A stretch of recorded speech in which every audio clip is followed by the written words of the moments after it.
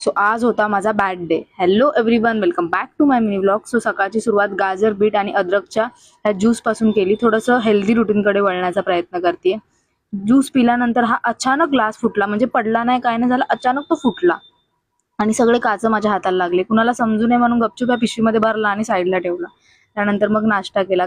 काल रात्री ना उरलेले पाव होते, मग म्हटलं मसाला पाव बनवूया. ॲक्च्युली रेसिपी मी ChatGPT केली होती, पण खूप सुंदर झाली होती, अजिबात एक्सेप्टेशन्स नव्हते. त्यानंतर मग ऑफिसला पोहोचले. बाहेर एवढं ऊन आहे ना, ऑफिसला पोहोचल्यानंतर जो आनंद भेटतो ना भाई ऑफिस एसीच्या खाली बसण्याचा, ते तर घरी पण नाही मिळत. त्यानंतर मग कॉफी वगैरे घेतली आणि मग थोडं बँकेचं काम होतं म्हणून बँकेमध्ये आले.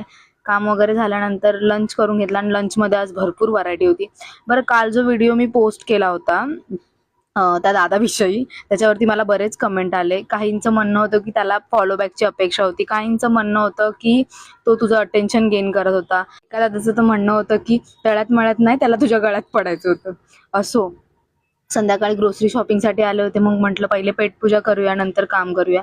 बऱ्याच दिवसापासून ना मी एकटीच फिरतेय सगळीकडे, म्हणजे मी एकटीच ऑर्डर करते, एकटीच खाते आणि मला माझ्या स्वतःची कंपनी आवडू लागली आहे आणि मला तो कॉन्फिडन्स आता गेन झाला आहे एकटी फिरण्याचा.